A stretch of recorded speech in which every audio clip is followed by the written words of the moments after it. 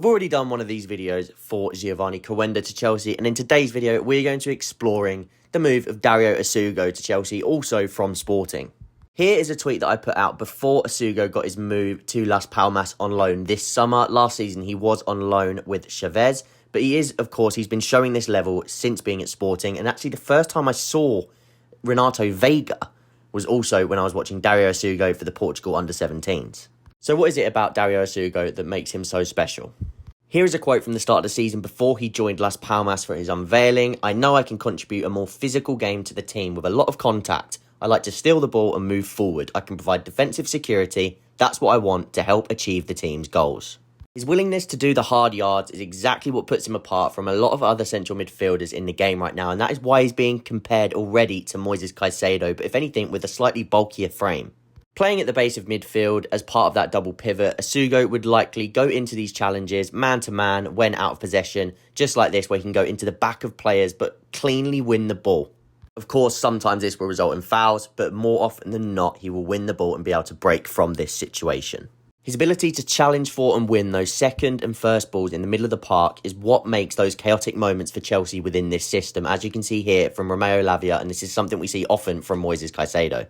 His energy and athleticism almost allows him to cheat these situations where he's playing between the two pressing responsibilities and he's still able to nick the ball and again get up quick and then attack that space. Which brings me on to his carrying, which is again another very underrated tool of his.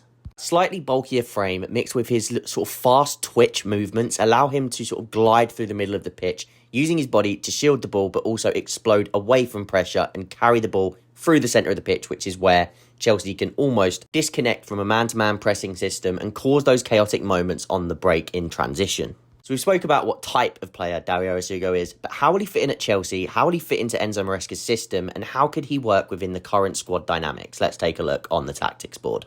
Okay, going down a similar road that we went down in the Coenda video just a few days ago, we're going to speak about how Essugo sort of fits into the squad dynamics. And as you can see, I've sort of split the team into these sort of segments of when Chelsea are on the ball in possession. Now, this position here doesn't really need to be taken account of in this video, but I just wanted to highlight it quickly just for the context of the rest of the pieces in the video. So Esteval, of course, he's going to be joining the club this summer. Probably going to be playing a lot of his minutes on the right, but also you want to be careful with his minutes. And again, we'll discuss this in a different video. So I do think Paez could go out on loan, and again, he can play in both of these positions, in both of these sort of central areas, which could mean Esteval plays a little bit of sort of the backup to Palmer, but also a little bit with Palmer on the right. So that could sort of lead to this sort of back and forth, giving Esteval different minutes in different positions and aiding his development in a slightly slower fashion, so it's not too rushed. But just for the sake of it, we're going to put Esteval and Paez over here because I think Paez probably needs a loan. Esteval will probably stay and hopefully is sort of, well, he will stay, I think, almost certainly. And we'll sort of manage those minutes. But in today's video, like we said, we spoke about Essugo, what he brings to the team. And if we're talking about 6 midfielders for next season, Reece James wasn't actually included in the brief that said about the 5 midfield group, which is here.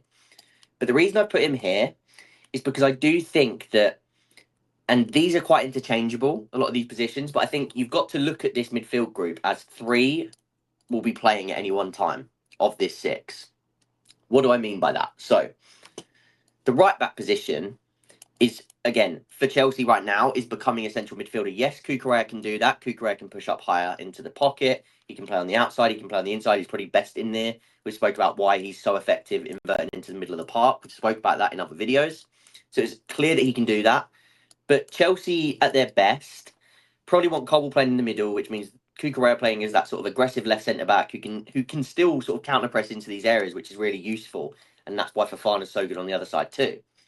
So the right back is probably going to continue to be that, especially because Maresca sees James as a midfielder, which is why I've got Caicedo in there too, because Caicedo can invert from right back. We've seen that. Caicedo also could play alongside Reece, and we see it like this. So that's not to say that Caicedo and James are one group and that's it. My point is just to see these as 3 separate positions almost. And Caicedo can play in both of these. Again, probably a lot of time you'll see Caicedo and James, with Essugo being the backup there. If Lavia is out injured or if Lavia's sort of playing in here with Caicedo inverting from right back, there's lots of different ways of looking at it. So of these, and again, Santos, I've put him up here with Enzo because I think in that sort of box-to-box role where you can drop in and form that that like 3-3, where Palmer's a bit more attacking with Jackson. You sort of see that 3-3-4. That would really suit Santos in the same way it suits Enzo, where he has the ability to drop deep but also attack the box. But again, Santos I really like in these deeper areas as well. He's got the dual capacity. He's got that ability to sort of help the team in that sense. So if we're talking team dynamics, you can see so many different combinations, and the minutes can be spread, especially if Chelsea are at least playing, let's say, Europa League football next year, but hopefully Champions League football, and all the competitions we're going to be playing in. There's going to be lots of sort of room for this this sort of rotation. And again, Paez has been mentioned in this pocket player sort of Enzo backup before. I do think he'll get a loan, but that remains to be seen. But I do really like this midfield group. I think it gives you so many options of what you can do and the sort of mix about of how you can play each one. But let's sort of streamline to Essugo and what he can bring. Because again, we've said he's very much like Caicedo. He brings a lot of Caicedo-like qualities. So how exactly, let's just take Santos out of here for now. Let's take, let's just take Lavia out and let's just do that. Okay, we'll speak about Essugo as well. So imagine Caicedo's not playing and Essugo is there. Why does this bring you the same qualities of Caicedo, and why is it so important to Maresca to have these qualities in this position here? And we speak about this too at the base a lot, and as to why I think he doesn't play Enzo there very often, and what he sort of wants. And what we always come back to is a lot of people are actually frustrated about Maresca's style of football right now, in terms of the slow sort of circulation of it. But the idea of these two players, and the idea overall, to be fair, of this box here. Now, it's maybe not the best with Palmer and Enzo there, but they have been, like Enzo especially, has been working hard to sort of track back and press into these areas. And even Palmer, to be fair to him. But the idea here is that once you create this sort of, or even pentagon, however you want to look at it, around the ball, and you're sort of building up through the play, I'll try and put in an image of it now. The idea is if the ball is being sort of circulated in this motion, is that if there's a moment where that ball is lost in the middle of the park, or you try and fire it into Jackson, takes a loose touch, and they can sort of retrieve it in this middle area.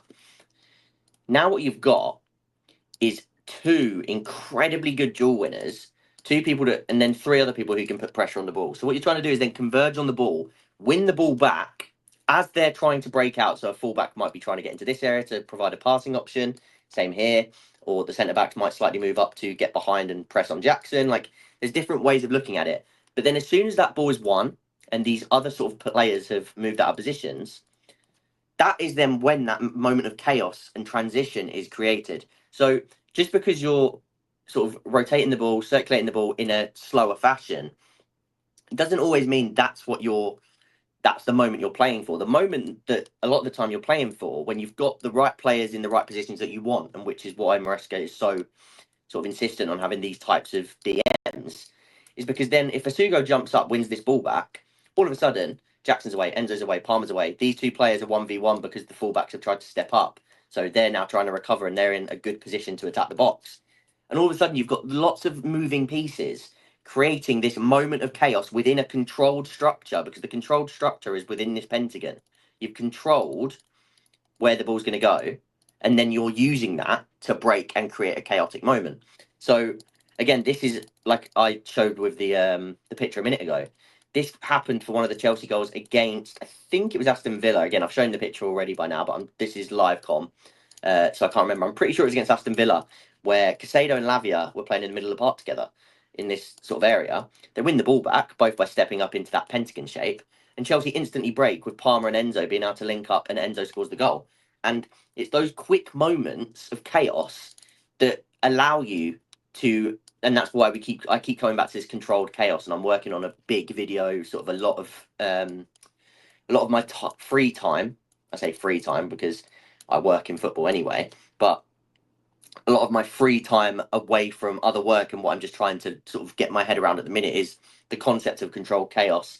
I'm trying to sort of put together a long form video, a long form sort of analysis, and using sort of why I think it's so important in the modern game, and why it's sort of a really good blend between the control and chaotic game styles, which if you haven't seen the Slot and Maresca video from the other day, the control versus chaos, and speaking about Jurgen Klopp, I would recommend you go see that, because I think that has quite a few nice little tidbits in there too. But Essugo plays a big part towards that. And As we mentioned at the start of the video, with all his qualities, this is something he can really sort of bring to Chelsea with that ball-winning ability. He's really mobile. He can cover for Caicedo. He can cover for Lavia. He can cover for Santos. And he's still young and mouldable. And he's still very technically good on the ball.